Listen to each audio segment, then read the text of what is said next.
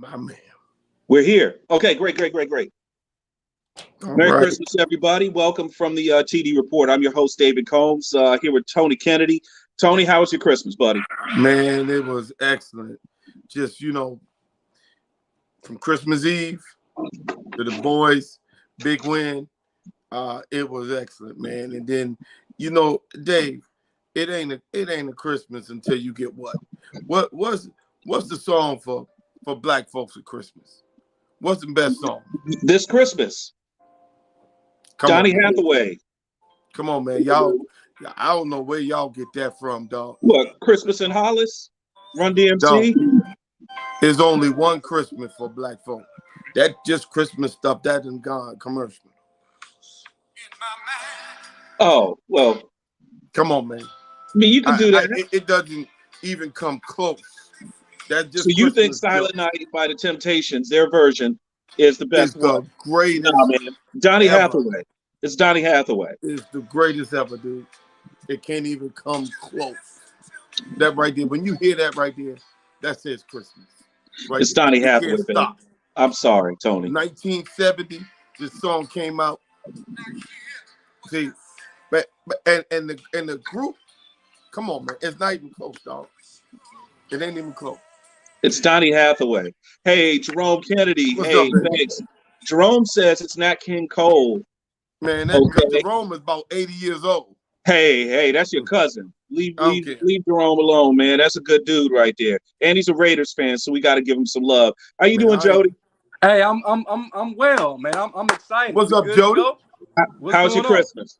Christmas good? Hey, amazing Christmas, man. Amazing Christmas. Great. Man. We all know what the important things are. Your family, your faith, your health. If you got all three of those, or even 2 out of 3, you're doing all right. You know what I'm saying? If you can get family together, you get the family together. Hopefully nobody drank too much and, started an argument with somebody, sometimes how we get over the holidays, but it is what it is. This edition of the TD Report, our last edition, we talked a lot. Tony. Thank you, Doctor. Dr. Tony says the Temptations. That's cool. Listen, we talked last week about Franco Harris's untimely death. The Steelers did get the win in dramatic fashion, by the way, 13-10, on Commemoration Day. But as the NFL moves on, and the NFL always moves on, we've got Black Monday came early. The first another NFL coach got fired today. So let's talk about Nathaniel Hackett. Let's close the book on him in Denver. He gets iced. And by the way, Denver played last night. I think it was football. They just got destroyed. They didn't play. They showed up. What was that? They got a 50 piece put on them on Christmas, and that was the worst. Listen, man, that guy's terrible. And I know he was probably on Jody's TikTok. Folks should go back and look at Jody's TikTok for the worst coaches. Listen, man. He already started, man. Tony. That's them on Christmas. Tony. He Denver didn't have time PD. Tony, he didn't have time to steal nothing. Denver he was there PD. for 20 minutes. Denver PD, please go to Aurora, wherever they practicing, and pull some charges. Grab him and Russell Wilson out by the necks. Jody, tell us about your TikTok. What were your numbers on Nathaniel Hackett? What happened? All season, I had Nathaniel Hackett as my #1 worst coach in the NFL. And I understood it. This was his first year. But if you look back to week 1 when they played Seattle, he lost the locker room in game 1. When he did not let Russ cook, and actually that was one of Russell Wilson's better games if you go back and look at the numbers. And Seattle, of course, is a team that we didn't think was going to be this good. It was on the road, but he lost the locker room in week 1. And we know when coaches lose the locker room, Tony, you've been in the locker room. You've been in the NFL locker room. When you lose the locker room, listen, there's no coming back from that. Not to mention, he should have put a gag order on Russell Wilson. When Russell Wilson got to making all these different comments, he should have but he didn't have the locker room. He didn't have any players. Did you notice, was it not one player stuck up for Nathaniel Hackett? None this season. Not one. And when you have that, you are doomed. I have 5 coaches on my list. 2 of them are already fired on that list, with the other one being Matt Rule. Listen, Denver, Nathaniel Hackett still thought he had Aaron Rodgers at quarterback. If you look at everything that he ran, it looked as if it would have been Aaron Rodgers at quarterback. He did not make any adjustments. And last night, when they played a game, if you want to call it a game, the Rams are in complete disarray, and his team completely quit on him. And he had players that probably quit on him probably 5 or 6 weeks ago. Everybody keeps saying it's Russell Wilson that they quit on. No, they quit on Nathaniel Hackett, because I think Russell Wilson, with the right coach, can still come back to that Pro Bowl form. Listen, my nephew Baker Mayfield played pretty good, man. He's already had 2 career resets. Okay, 2 career resets, and he's trying to find himself a home in Los Angeles. I don't think you know what? He doesn't even have a place to live in Los Angeles. I don't even think he's got an apartment yet. He was staying with somebody. I mean, he's got the money, but things have gone so fast. He might have had a time to see a realtor because it's right near Christmas. So, look, as far as I'm concerned, what happened with the Rams last night with Denver, that was criminal. That was literally criminal.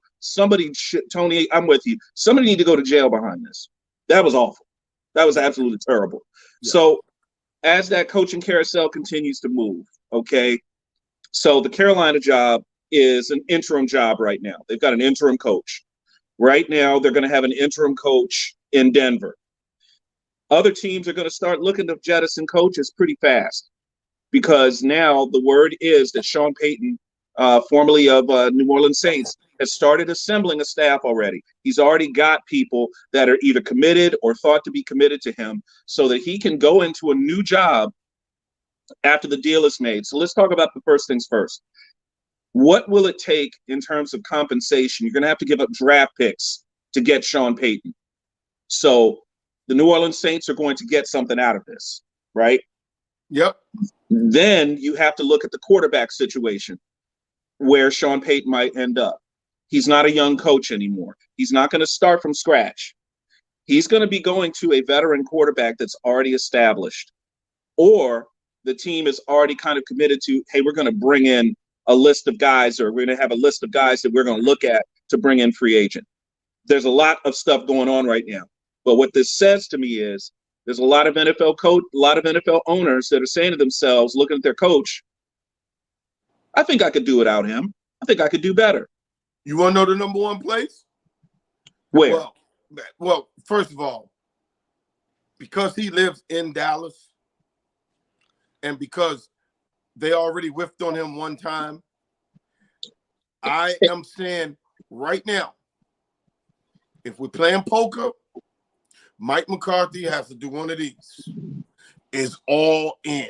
If he doesn't make the Super Bowl, he will be fired.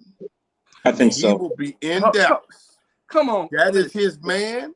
That's his guy. He lives in Dallas, and Dallas will have the little capital to be able to give New Orleans. He's a former Dallas. He's also a former Dallas assistant. So, and 2, he got a quarterback that he can work with, that he doesn't have to go recreate all this other crap to go, and he has a good defense. Dallas is the best situation for him, for his ego.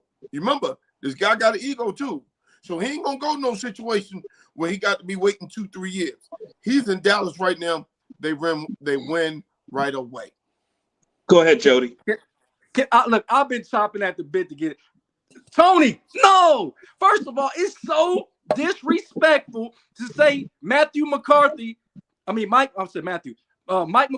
should be fired. First and foremost, he was 12-5 last year. This year, he's what, 11-4. Don't do it. Don't do it. Don't do it. Listen, hold on. Listen, you say he got a quarterback, but guess what? He has a staff in place. That means he would have to get rid of Quinn. Quinn is what make that defense go, because he's going to bring in his own guy. So I'm going to tell you where Sean Payton should go. He should go to the Cleveland Browns. The Cleveland Browns. He has it. Listen. Oh, he has Jesus. hold on. Wait. He has a quarterback in place. He has the best running back in football. If he brings his own defensive coordinator, get rid of Joe Woods. What team has more talent? They say it's got to be compensation. What team can go without getting the draft? Cleveland don't need to draft anybody else. They can give their draft picks to New Orleans. The ones they have left, they have some second and third rounders they can give for compensation, and it won't hurt them. Some teams need to use their draft picks. Cleveland is a team that don't. If Sean Payton gets in Cleveland and he gets a full season with Deshaun Watson, we got Nick Chubb, we got one of the most dominating presence on the defensive side of the ball, and Myles Garrett. Sean Payton can get Cleveland to that next level because Stefanski got them at their 8-9 every year. That's the best Stefanski can do. Sean Payton gets it to the next level and maybe the Super Bowl. With that talent, Jody, on that roster, 8 and 9 wins a season is not good enough. No, right? Not good enough. The idea of Sean Payton going to Cleveland, obviously for the draft picks, if Cleveland still has enough, okay, that's great. The quarterback thing, I can totally get it. All right. When I compare and contrast that with the Dallas situation, as we talked about in production, I'm not sold on Dak as a playoff quarterback. I'm just not. Our resident quarterback expert, Devin Mason from POV Sports, let's give him a shout out. Merry Christmas to Dev. He thinks that if anybody can fix what ails Dak, whether it is mentally, whether it's mechanically, it would be a Sean Payton. Now, for the defensive side of the ball, Dallas is going to lose Dan Quinn this offseason. Okay. There's already 2 jobs open. Okay. He's one of the best defensive coordinators in football. Quinn is likely going to get he's going to get offers to get hired. He might got offers last year. What? He got offers last year. Right. Where? Is not a head coach. You think that let's see. Well, right now the Denver job is open. If Denver offered him that job, you're saying he wouldn't take it? Why would you? First of all, because he already has the defense in Denver. All he would have to do is get the right OC. What's that? I am biased on this thing. Last year, Quinn had better opportunities. He had a great chance to take a couple of jobs. He took himself up out of there. Now, I think if they don't make it, Quinn may wait around and see if he can get Dallas's head job. But some people need to stay in their lane. Josh McDaniel, Quinn, these people need to stay in their lane. I hope that's not the situation for the defensive coordinator out in San Fran. But at least you got to give that man an opportunity. We already know DeMeco Ryans is good. DeMeco Ryans is going to get job offers. And he better. Listen, if you don't listen, you can look at situations like what you're going to see in Tampa. If Tampa, for example, does not do anything in this postseason, does the bloom come off the rose for Byron Leftwich, who obviously had potential opportunities elsewhere, maybe could have pushed himself forward? You see what I'm saying? Do those job offers dry up once they try to rip the genius label off of him? You know how this business works. Go ahead. Go ahead, Jody. Let's address the elephant in the room.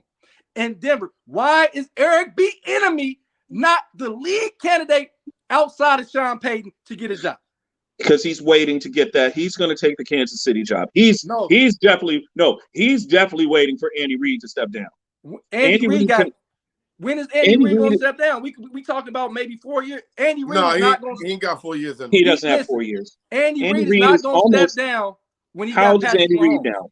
He's old. He's at least 60, maybe a little older. Belichick's older. Pete Carroll's older. And Pete Carroll don't have much longer. No. But Andy Reid is not going to abandon ship when he has the best player in football.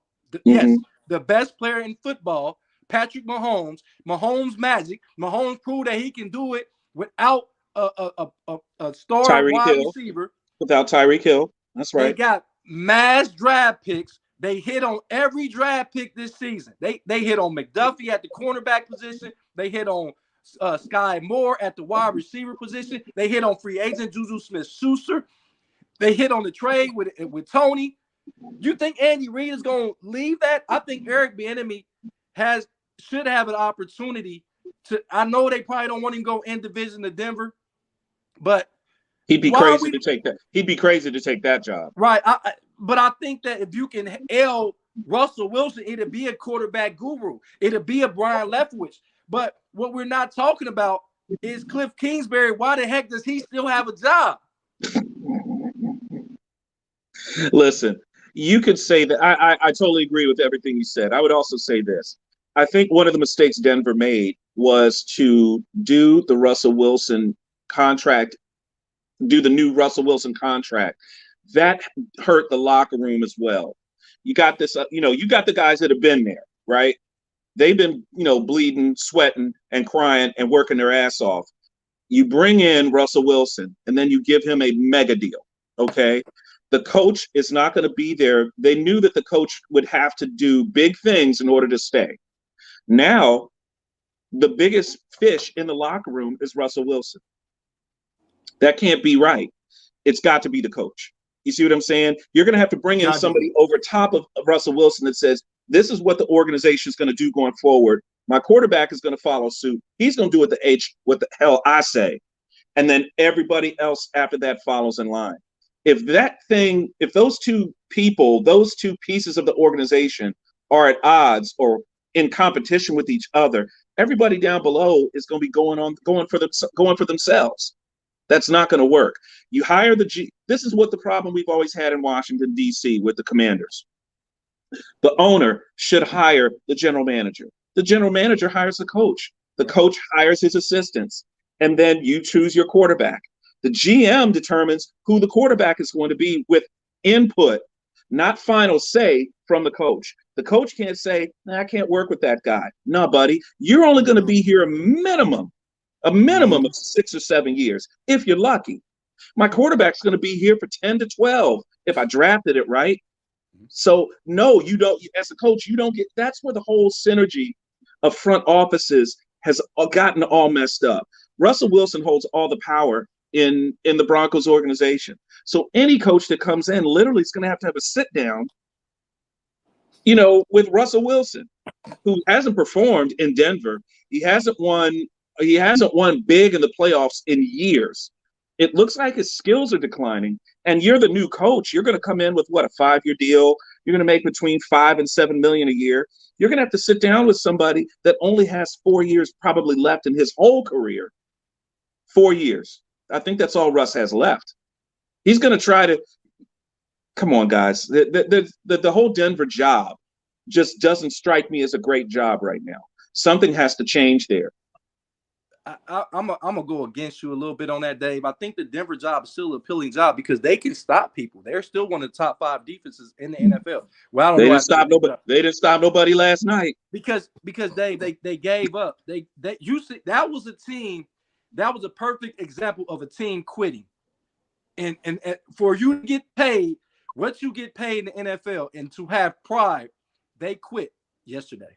Well, they probably quit a couple games ago, but the defense was tired of carrying the offense because if Russell Wilson and that offense could have averaged 19 points a game, they would have probably one of the top 5 records in the NFL.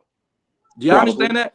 If they could have only averaged 19 to 20, that's not a lot to ask. It's not a lot to ask. Era when you have a 9-time Pro Bowler, 8-time Pro Bowler at quarterback, a former Super Bowl winning quarterback. It's no way that you can't put 20 points on the board, Dave. Tony, it's no way that when you have weapons, so they say, I'm going to use my – remember last year, what Denver was supposed to be a quarterback away. Well, the quarterback that they put in changed the entire chemistry, the entire facade of the team. And that is what was – that spoiled the broth. That's literally what happened. He was the key addition, him and Randy Gregory. Those are the 2 big additions. The defense kept on clicking. Defense kept doing what it was doing great. But adding Russell Wilson, putting him in that building, changed the chemistry of that locker room. It changed, you've heard some stories about people backbiting and sniping a little bit at Russ, just the way that he acts or people don't like him or whatever it is. But something happened when he came in there. I don't want to blame Russ. I like Russ. I'm not going to blame him. but his addition changed the whole chemistry of that locker room. Well, Dave, come on now. So if they were winning, we'd be giving a lot of credit to Russ. Okay? Right. And we should. Should. Okay. Now they're losing. Quarterback gets some blame too.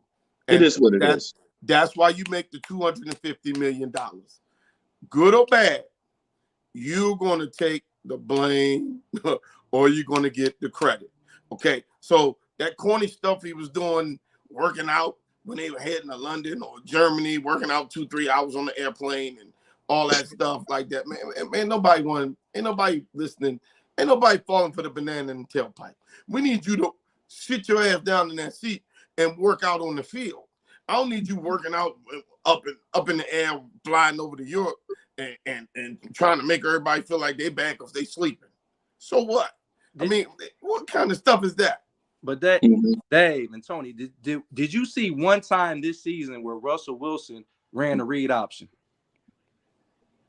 Did you see one time where they did the RPO? Stuff that he is elite at. If you look back in his Seattle days, which is just a year ago, he was on MVP type trajectories during the time where he ran that offense. He had a running game. You cut Melvin Gordon. You know, he had fumbling issues. I get it. You lose your star running back in Williams. He was out for the year after, I think, week 3. I get it. Yep. But it was so many free agent running backs that you could have went and got that you didn't kick the tires on. Or you trade. You didn't make any trades, and you had an elite defense. And then during your time where you still was in competition, you trade Bradley Chubb. You trade your best defensive player, arguably definitely your best pass rusher, mid-season. So it was a lot of stuff that really made me scratch my head, because at that time, before they traded Bradley Chubb, they were in playoff contention. Because look, if you win 7-8 games, you still be in the playoff contention in the AFC. And Randy Gregory's missed 9 games already. So, yeah, he's been in and out of the lineup. He's been gimping. He just got in a fist fight on the sideline.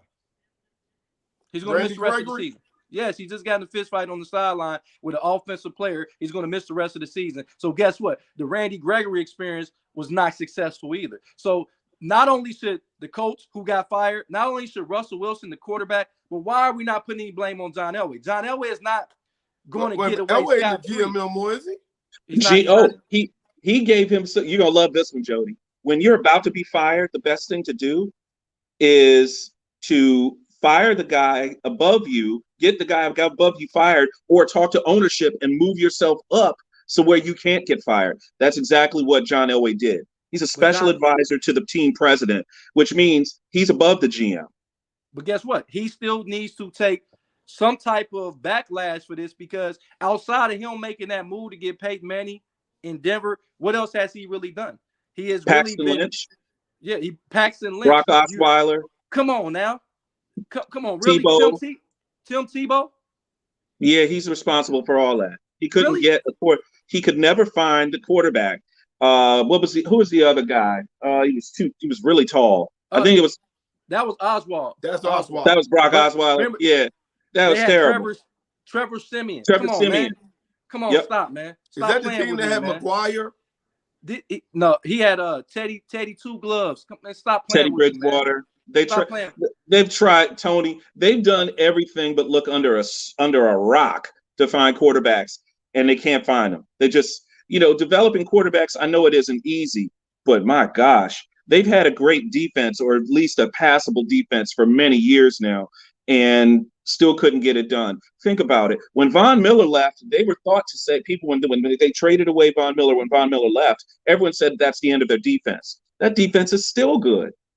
So you know what I'm saying? Just imagine if you still had Bradley Chubb, you still had Von Miller, you got one of the best young corners in the game, Patrick Surtain II. You got one of the best safeties that nobody talks about in Justin Simmons.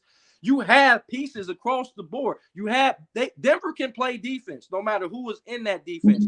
You got rid of these guys within a year to bring in Russell Wilson and never really put any pieces offensively that fit his skill set. Come on, guys. The blame has to go from the top down. And I understand you got new management, but to put everything, and I don't think Nathaniel Hackett was a good hire, because you had the Eric Bieniemys of the world, you had the Brian Leftwich of the world, you had you could have went. Well, I guess you don't want to bring Fox back, but you could have got into O'Connell sweepstakes. You could have got into Dabo sweepstakes. You could have got into Brian Flores sweepstakes, and you didn't. It's a good point, Jody. I can't argue with any of it. I mean, I see what happened with Denver this year. And, every year there's a couple of teams where they say, hey, they're a quarterback away, or they fix their defense, they'll be good to go. If the defense didn't give up 30 a game, maybe if it only gave up 20, they'd be a great team. We see this all the time, guys. And, what I'm learning about this sport, just really getting deeper into kind of the front office stuff, from learning from you guys, it's about turning the right knob. Mm-hmm. Pulling the right lever, pressing the right button. You see what I'm saying? Both of you guys have touched on that. Bringing in a big personality at quarterback or big name quarterback, that affects your team chemistry. Or bringing in, another prize bull on your defense to go with your other big time guy, that can change the complexion of a locker room or how things work on the field. You saw my earlier argument about quarterbacks. Okay. So quarterbacks and equate to Super Bowls and winning championships. It all came to a head in the Super Bowl, the last Super Bowl before COVID. Let me explain to everybody. San Francisco versus Kansas City. All things were equal in that game. Yeah. Everything was equal in that game. It's a great game. It's a great game. But when it came down to it, there was 4 passes. So let's get this right. 4 passes, 2 by Mahomes and 2 by Jimmy G. Mahomes made his 2. Jimmy G didn't make his 2. It's true. And the rest is history. When all things are equal, it's going to come down to who has a quarterback that make the plays to win the game. You know what, Dave? You know what, Dave? And I talked to Tony off in a production meet. Do you realize out of 32 NFL teams right now, there's 16 quarterbacks that don't have a playoff win? There's 16 quarterbacks right now that don't have a playoff win. We got 3 of our elite quarterbacks, maybe 4. Tom Brady got 35 playoff wins. We know about Tom Brady and his resume. He's going to be back in the playoffs again. He's going to be a tough out. People keep writing Tampa Bay off. They still going to be a tough out.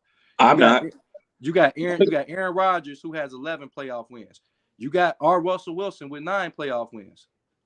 You see what I'm saying? Yes. You got the majority of the other quarterbacks in the league that got 3 or 4 playoff wins or less. So when Patrick Mahomes has 8 playoff wins, he's 8-3. He's never played on the road. But when we say quarterback position really matters, so all these guys that we think are so great at the quarterback position, Justin Herbert's never been to the playoffs. He will go this year. Dak Prescott, 2 playoff wins? I think he has 1. 1. I'm sorry. He got 1 playoff win. He beat Russell Wilson. Should have had 10 playoff wins. Seattle had that game 1. They blew it. Yeah, and that's true. And he should have 2 championships, and that might have changed their perspective of how we look at the Legion of Boom in Seattle era. But when you look back, when you got Joe Burrows, who's been in the league 3 years, 3 years, and he got 3 playoff wins, and that's more than Dak. That's more than who do we know and love? That's more than Kirk Cousins. He has more playoff wins than these quarterbacks. Andy Dalton been in the league almost 12 years, and he has 0 playoff wins. Joe Burrow has the it factor. He has it. I don't know what it is. I can't tell you it's his style of dress or his personal style or the way he throws a football, but whatever it is, I'm using it in air quotes, it means wins. There's something about that kid. He's a freaking winner. I know he's one of our favorite players on the show. We love to see this guy do well. That's Tony's nephew. I don't. All right. Hey, that's Tony's godson. When we first started the show 2 years ago, I told you my favorite quarterback was Joe Burrow. I told you that he had just got hurt. He just got hurt. Me out. Hey, he missed a year of development, guys. On the TD report, there's a picture of me and Joe Burrow holding the Heisman because I went to the Heisman ceremony. I talked to those people. I said, "You're my new favorite quarterback."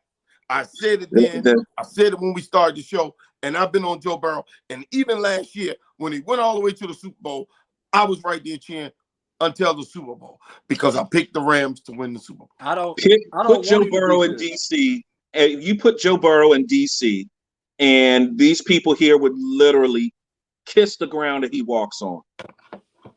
They would absolutely go. They would go crazy here. They'd make him the mayor.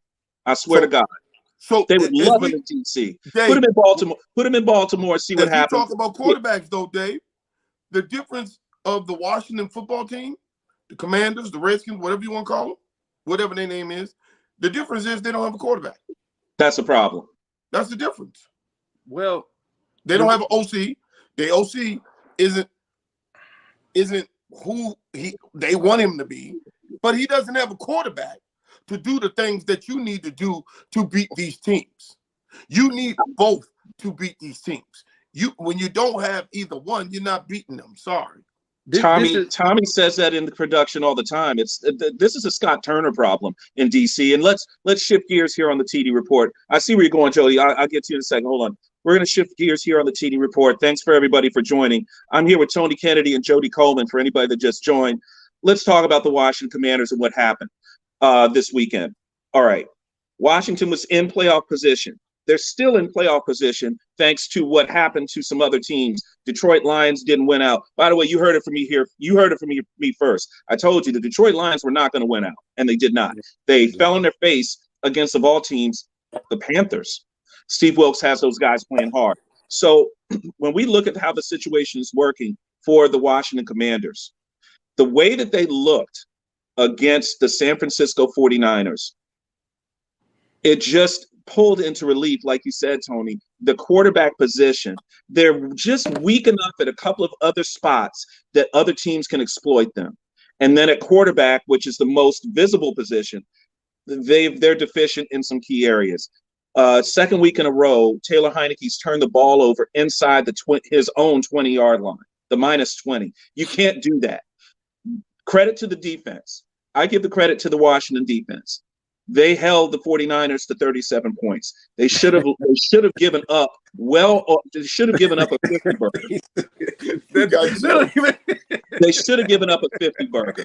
Okay. That don't even sound right. Hold the Am I lying? 7 and we cheering. I give them credit for giving up only 30. Hey, look, that's like against Michael Jordan. Hey, man, you was guarding Jordan. He only got 40. Hey, man, you did a good job. He should have had 70. It's the same thing. That's true.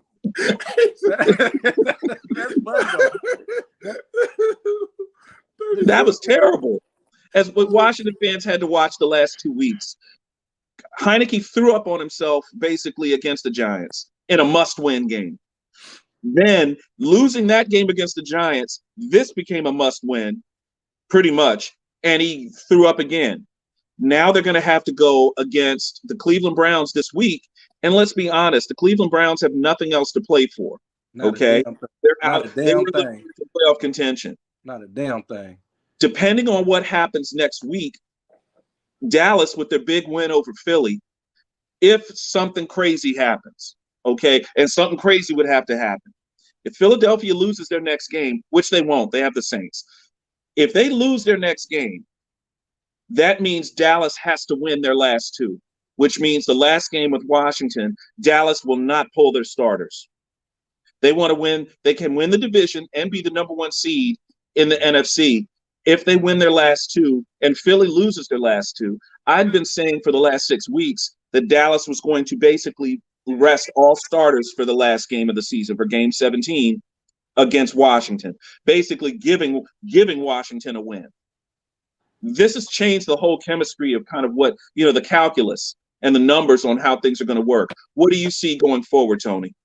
2 most important games, real quick, is Dallas Thursday night against the Titans, and then Philly against the Saints. New Orleans. What people don't understand is Philly against New Orleans.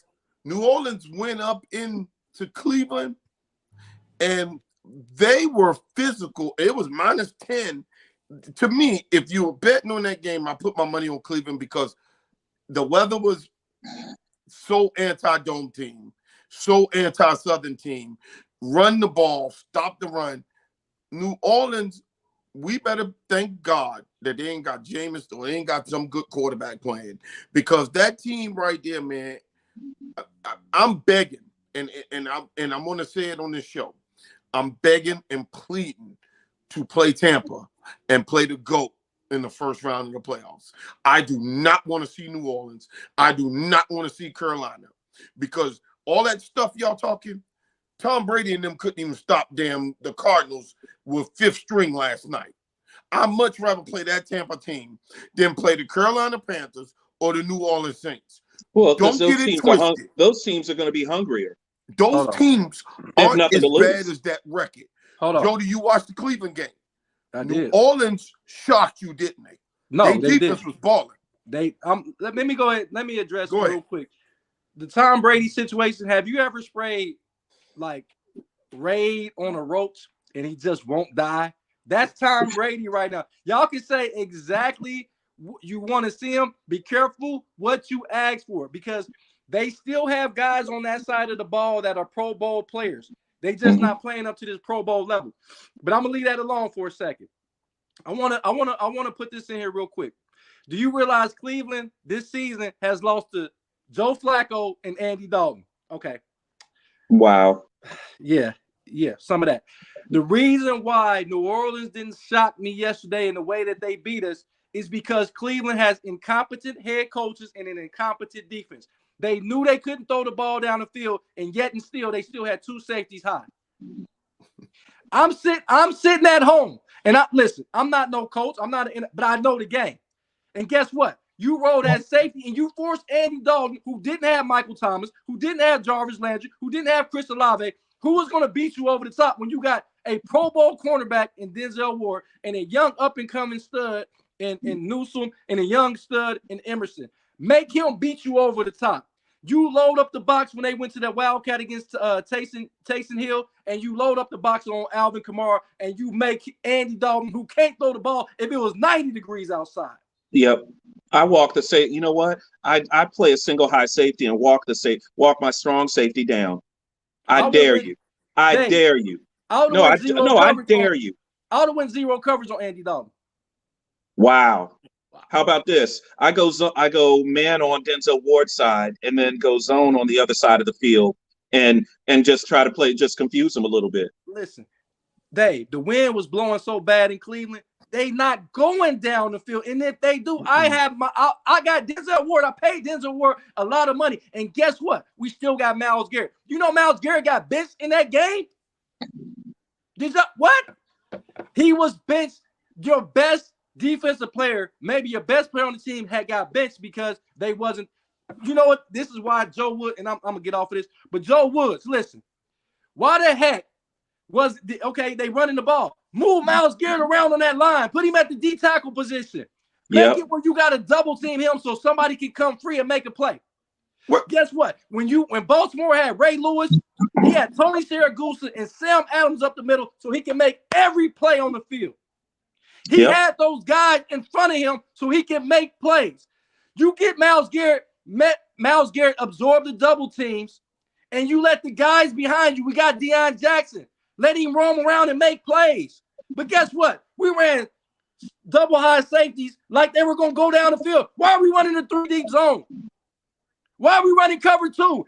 Andy Dalton showed the ability to not make a pass. We could have been playing in the dome, and he still wouldn't have made a pass.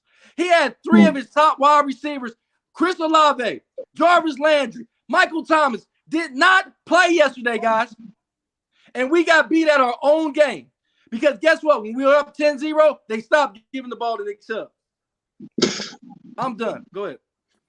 So let me say something, man. We met Roger Goodell.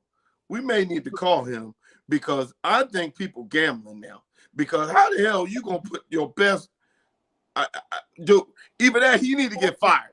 Because I'm tired of losing parlays because these dudes ain't doing what they're supposed to be doing. Tony, if the league was fixed, if the NFL was fixed, if I ran the NFL and I could fix anything in the league, I'd have Joe Burrow in the NFC on a team that could actually get to the Super Bowl. So I could get Pat Mahomes and Joe Burrow in Super Bowls against each other. More money. The best matchup you're going to get quarterback-wise in the AFC is going to be the AFC title game if you can get Joe Burrow there and Pat Mahomes there. If you get that as your AFC championship game. What happened to the anointed one? Who? What happened to the anointed one that some people were telling you that they were doing too much?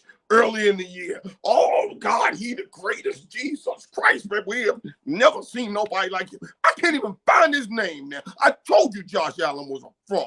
And all y'all said over here, he's MVP. I like Josh blah, Allen. blah, blah, blah, blah, blah. Man, he's a fraud.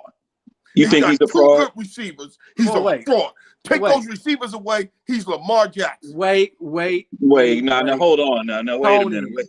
Tony, just slow down, Tony. Hey, come on, TK. Slightly, because Josh Allen is not a fraud. He's not a fraud. He's 100% legit. What did he do before those receivers got there? Pull up the numbers. Tony, I get that, but every quarterback needs time to develop. Look at Tom Brady's first 2 years. Look at any great quarterback. They ain't give Lamar Jackson no time to develop. I didn't say they shouldn't have. I think they should have gave Lamar Jackson. I think Lamar. I like Lamar Jackson, but we cannot sit up here and say that Josh Allen is not legit. This is the problem with Josh Allen. As much as they put on Lamar Jackson in Baltimore is the same or more than what they put on Josh Allen in Buffalo. If Josh Allen gets hurt, Buffalo wins 3 or 4 games. He has more working with him than Lamar Jackson does. He does. Listen to what I'm saying. If you look on the offensive side of the ball, he's had a game where he had 72 touches. He threw the ball 63 times and he ran it 9. That was against the Miami Dolphins, the game. And they lost. And guess what? When he threw the ball, his arm looked like it was tired because he skipped the pass that would have potentially won the game. He fumbled a snap against Minnesota because he's, quote unquote, he's not used to being under center.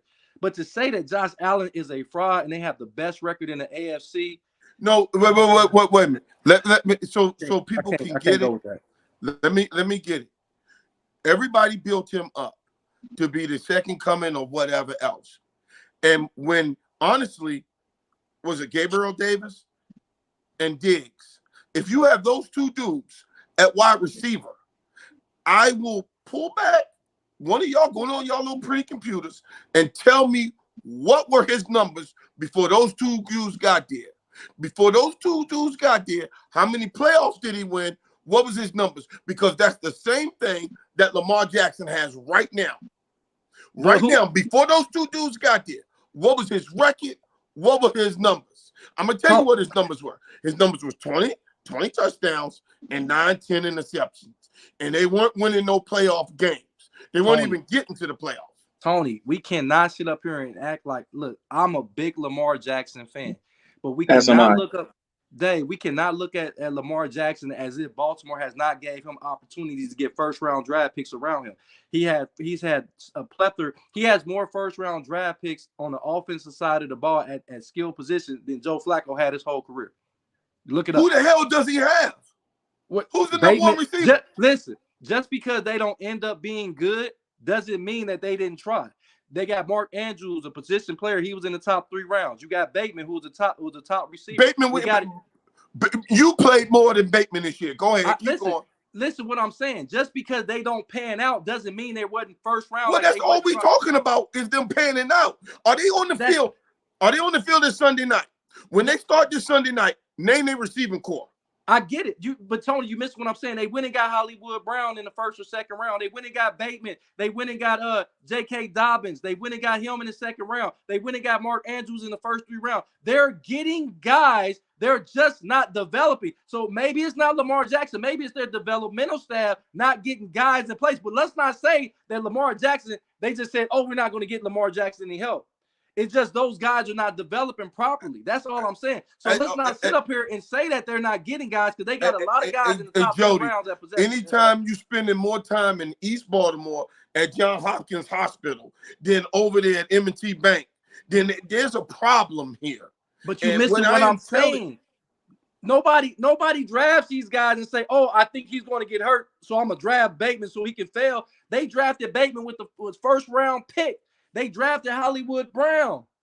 They drafted Mark Andrews. They drafted J.K. Dobbins. These guys were top 3 picks, and top 3 round picks. So that means they're trying to do something. Just because they're getting hurt, that's not Lamar Jackson's fault. But these guys have been drafted. Like I said, go back and look at the numbers. If you look at the first 5 years of Lamar Jackson's career, they have drafted more players at positions at skill positions to help him than Joe Flacco had his whole career. Wait. Because Joe Flacco actually had a good receiving core the year he won the Super Bowl. Remember, that was his 4th year. That was his 4th year when they won the Super Bowl. And he had a better receiving core than they've ever had on Ravens history. You're missing what I'm saying. You can't say that they're not trying to put pieces around Lamar Jackson. Just because they don't pan out doesn't mean they're not trying. I can say that they aren't, because it's not. Listen, you talk about did it get done or not? It's not. But that's it. But Jody, what Tony, I give what both of y'all saying. Both of y'all are right. But what Tony is saying is Tony is looking at it from a GM level. Okay. Well, no, Tony's looking at it from an ownership level. Okay. The GM is the one that's talking about, okay, we drafted this guy. He didn't quite pan out. We didn't utilize him right or whatever. The coach is saying this guy might not work hard enough. This guy parties too much, or this guy's always hurt, whatever. What the owner is looking at, Steve Bisciotti, he's the one writing the checks. He's literally the one writing the checks. The job has to get done. This is football. Whether I make the block on my end, okay, I'll tell you what. I'm going to be Tony's fullback. I got to get to the hole first. I see the guy in that hole. If that guy is still standing there after I throw my block, Beamer pulls me off the field. Son, I'm giving you a scholarship to make sure Tony has a clear path. All right? That's the job. Either I did the job or I didn't do the job. We're not saying you aren't right, Jody. You're 100% right.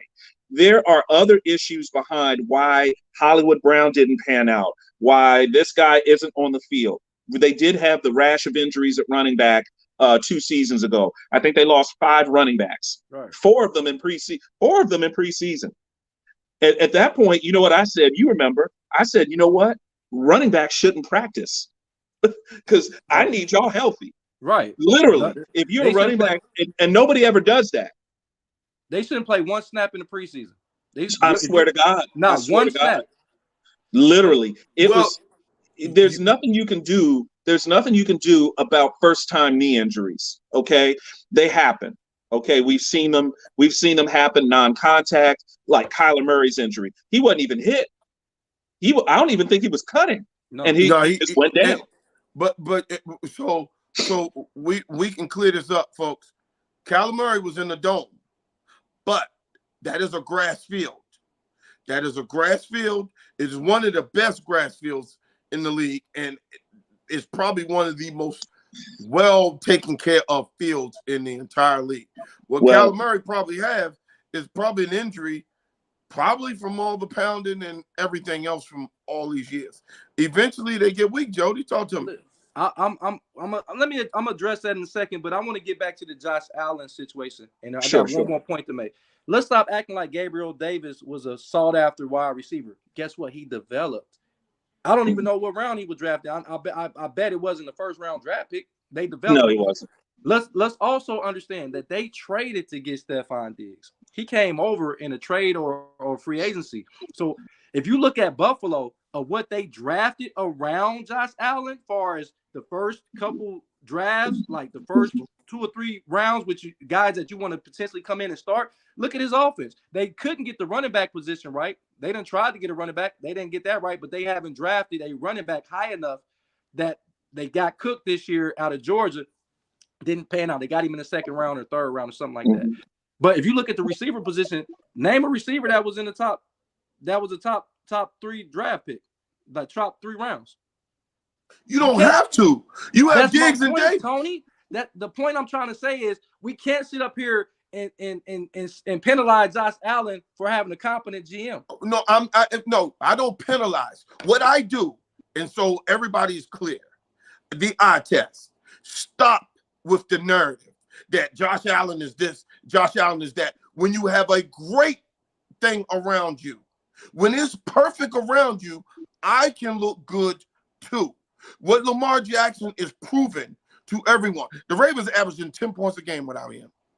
10 points a game without him. What I am telling you, he is the most important player to his team in the entire league. No, I think Mahomes is, but I get what you're saying. Without Jackson on the Ravens probably have 2 wins. They're about a 5-win team. Listen to what I get what you're saying, but we cannot ignore the fact that Buffalo has yet to draft a receiver in the first round for You don't Josh need Allen. to when you get the best receiver in the game. First of all, when he left Minnesota, he wasn't considered as being the best receiver in the game. When he What are left you Minnesota, talking about? Diggs was not considered to be the best receiver in the league when he left Minnesota. Excuse me. Even after Diggs did the Minnesota Miracle, Diggs was considered one of the best. He was one of the top 5 in the league. No, he's a top 10 it receiver wasn't. then. Pull up Wasn't his top numbers. 5. Diggs, who was better than? Pull up Diggs' numbers. Devontae Adams was better. D Hop was better. What are we talking? Amari Cooper was better at the time. Look at the numbers. Amari Cooper was with Dallas. Keep going. Yeah, so that's 3. Cooper Kupp. Let's go look at No, Cooper Kupp. not at the middle. Cooper Kupp did have a year, but he not at the wasn't time. better than Not at the time when he. Not at the time when he was with. Yeah. Okay, go ahead. Look up Cooper Kupp's numbers. He had 90 catches twice before he got hurt. And if he doesn't get hurt that season, they go to Super Bowl. That was 18 season. That was the year after Diggs had the Minnesota Miracle. Right. What I am telling you, Diggs is right now, as the number one receiver. Diggs, yes, now because he's with Josh Allen. He has a better doing this quarterback. Stuff with Case Keenum. And I'm sorry, motherfuckers, he was what? Look at his numbers with Keenum and look at his numbers with Allen. Okay, so let me tell you something. Let's fix that one. We're going to get Cody to do this. If I pull Diggs out of here, hey, Cody, you telling me that team is going to be defended the same way? We're going to get Cody to pull up. They're not. That's what I thought. But guess what? He's going to develop somebody else. Who the heck knew who Gabriel Davis was? Who knew Gabriel Davis is who he is because of Diggs. Because he's drawing. He's saying, come on. He's drawing coverage. He's saying because Diggs is drawing the coverage. I get it. Diggs has been a dog from high school to college to the pro. Davis ain't no dog without I'm not arguing the fact how good Stephon Diggs is. That's not my argument. My argument is you got to understand that Josh Allen is making these guys better. He ain't making Diggs. Diggs is making him better. I don't have my computer next to me, but look at his numbers in Minnesota and look at his numbers. They inflated. He caught 100 passes with Buffalo because of Josh Allen. He ain't catch no 100 passes with Case Keenum. I tell you what, if Diggs went to any of these places that you talk about with the quarterback, Diggs will make every last one of them better. I agree. We're not at disagreement with how good Diggs is. But all I'm saying is the difference between Allen and the difference between Jackson is that Allen got a number 1 and a number 2. He has better wide receivers. I'll agree with that. He's got better wide receivers. He just Jackson does. But Dave, y'all are not really addressing the elephant in the room. Baltimore has tried. They just have failed. They thought that Hollywood Brown. Don't care me about no try. I don't care about trying. You pick trying doesn't put wins on the board. Let me ask you this. Dave, Tony, if you pick a receiver in the first round, you expect any first round pick to produce for you. Are you correct? He better. If I pick him top 5, top 10, they have even more. They haven't been bad enough. They haven't been bad enough to pick in the top 5. Yeah, those are valuable. I mean, listen, any first round pick is valuable. A lot of teams, when they get to be good, they start to throw away those, 27th, 28th, 29th picks and not getting a guy that can make the roster because they're loaded at a spot. But I see what you're saying. You both have made good arguments here. My problem with Baltimore is they keep running into the same problem pretty much year after year after year. Now the issue is we're coming to the end of Lamar Jackson's rookie deal. It doesn't sound like he wants to sign there long term because Baltimore doesn't want to give him what he's looking for. At least $270 million, fully guaranteed contract. This is going to be to a quarterback who has taken he's been dinged up. I'm not going to say he's injury prone. He's never broken anything or blown anything out. He's just been dinged up a little bit along the way. I get it. But if Baltimore doesn't do what they need to do here, because what's going to happen is, Tony, and let's look at our crystal ball. He looks like he's going to be traded. Jody's team is the reason why Lamar Jackson is getting traded. You got to blame Jody. You blame Jody on the show. because Cleveland played chess. Cleveland, no, we don't care about Pittsburgh. They got to get a rookie. We care about Lamar Jackson and we care about Joe Burrow. So what we're going to do is set the bar so high that we're going to mess up your salary cap and we're going to go get Mr. Massage and go get him and put him on the team. We're going to set the bar high and we're going to make you jump out there. I'm not going to allow you to blame Cleveland because I'm going to blame Baltimore because guess what? When Josh Allen got his deal after year 3, they should have went ahead and signed Lamar Jackson 2 years ago. And guess what? The price today is different than it was yesterday. So if they would have signed him if they would have signed him just when Josh Allen got his deal and got a deal similar to Josh Allen, guess what? Baltimore will be in a better place because the last 2 seasons we've been wondering is Lamar Jackson gonna get signed? Why is he not getting signed? Why does he have to prove that he's a passer? So we blame Baltimore because guess what? If they would have signed him there, Cleveland hadn't had to sign Washington yet. You're right. And that's why I go back and I'm going to blame Philadelphia for not signing Jalen Hurts because guess what? Jalen Hurts is about to go on his 4th year of his deal.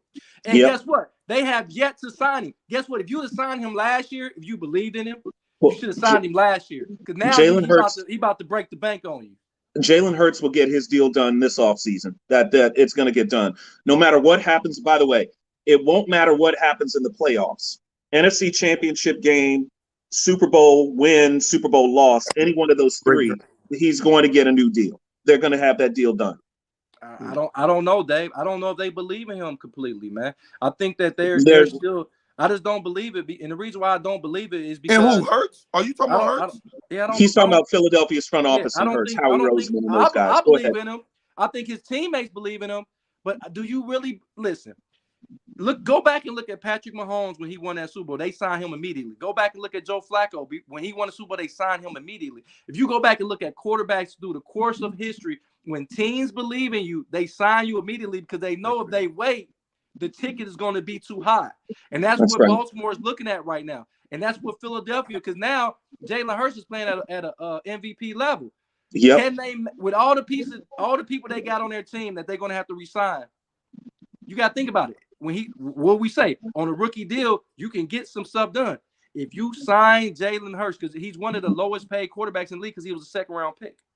So now you gotta inflate his salary. Now you gotta give him up there at least with Dak Prescott. What Philadelphia is going to do, okay, whether they sign Jalen Hurts or not, but what they did when Jalen Hurts was on his rookie deal was they stockpiled draft picks and started making draft picks.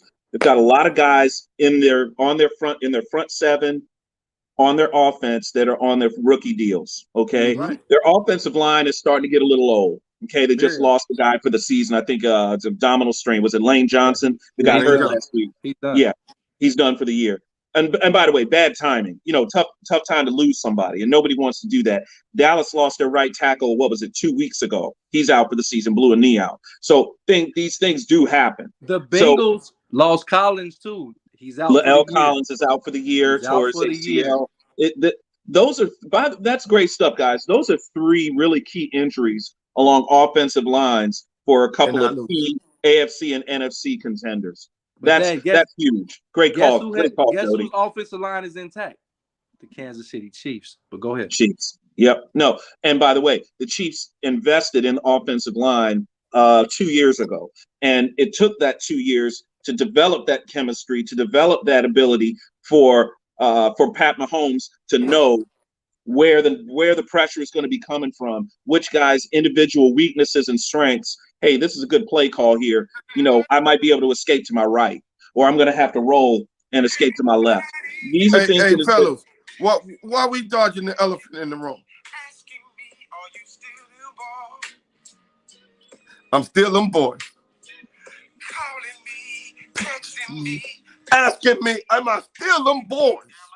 We still them boys. You still them boys, guys. Hey, like my man said, y'all usually check on me. Listen, you gonna really celebrate a win when they had a backup quarterback in Gardner Minshew? I'm still them boys, baby. Jody, you didn't hear me say this. Me and Tony talked in production, Jody. This was the worst. This is good news, bad news for Dallas.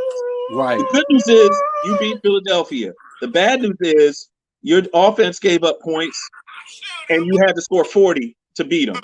Okay, that's the bad news. That's bad news. Bad news. Hey, Dom. Dave, Dak Prescott had to play the game of his life to barely equal out a win against a backup quarterback. He had to play. He was 15 for 15 against zone coverages. He picked the Philadelphia Eagles apart. But why did they allow? Well, Jody, let's ask the real question.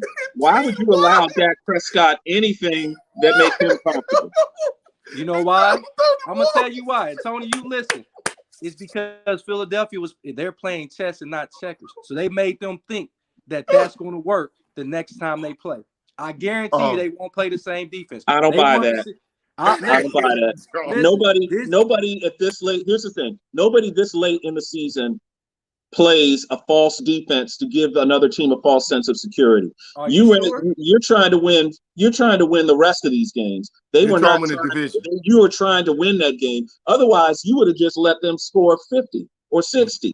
Dave, I'm gonna put it like this. I'm gonna give y'all a little. Y'all are historians of the game.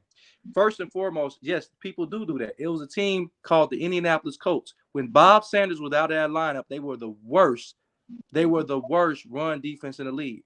They kept Bob Sanders out. As soon as Bob Sanders came back, nobody could run the ball against them.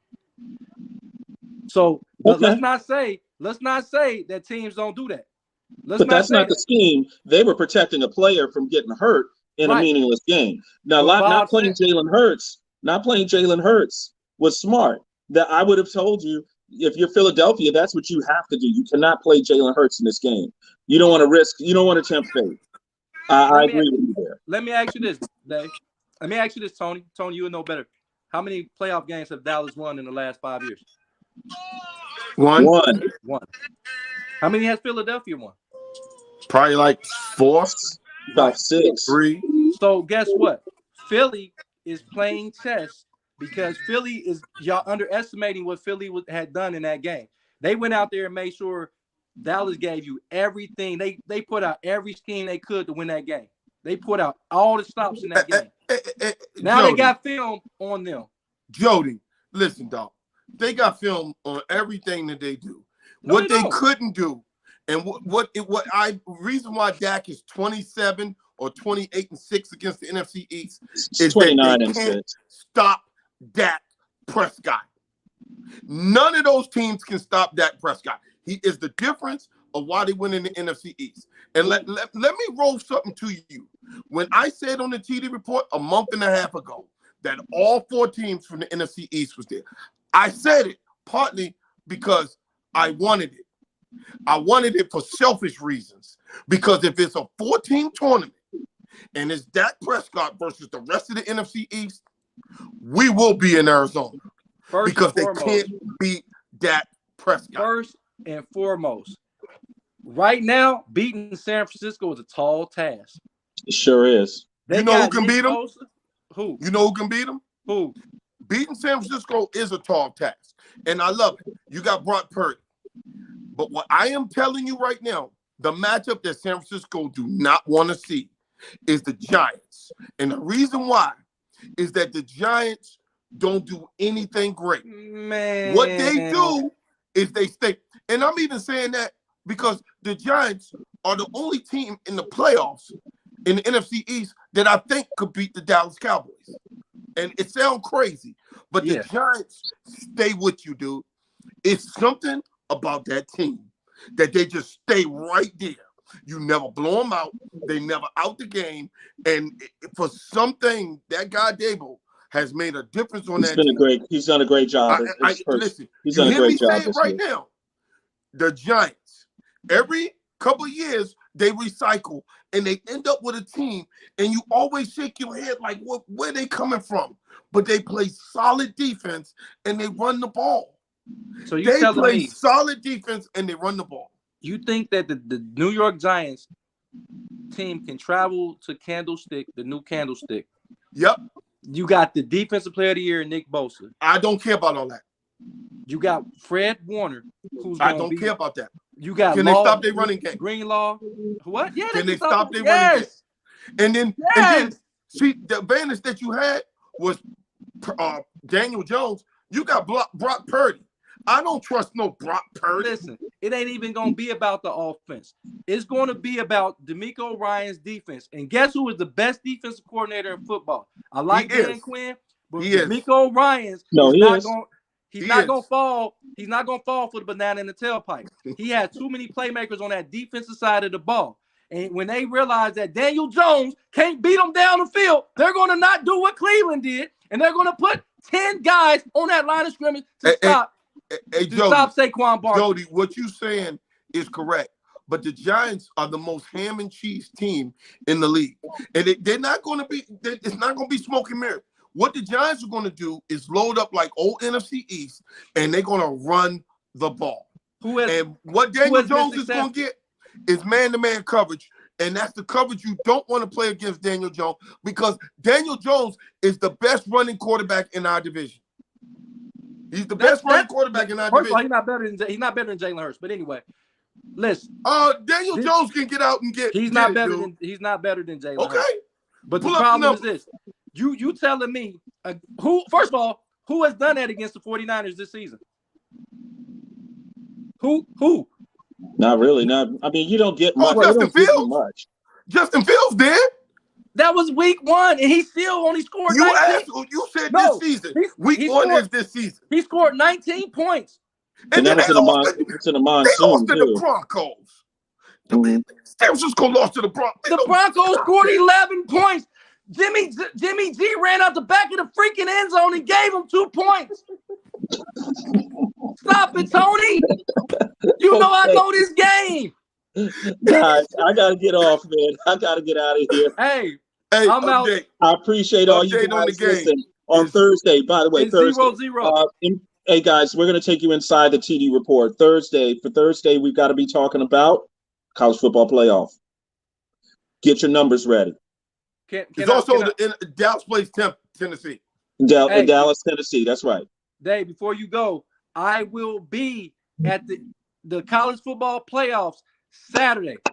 Georgia, Ohio State. I'm going to go live for the TD report, and we're going to talk Ohio State, Georgia football. And by that time, we will know by the time that game starts who they will be playing. Would it be Michigan or would it be TCU? So you're going to get an exclusive on. Hey, this is exclusive. Nobody got this cup. Nobody got this. Nobody got it, baby. TK, we're boots on the ground, baby. Literally. Boots on the ground. That's our crew. Yo, that's always awesome. Baby. So, Jody, let's me and you talk about maybe doing a live and me getting on there, and I can interview you. We can talk about what's going on. But when do you arrive down there? I'll be down there Friday morning. I will be interviewing the CEO of the Peach Bowl. I already have an interview. They sent me the email. I will get an exclusive interview with the CEO of the Peach Bowl.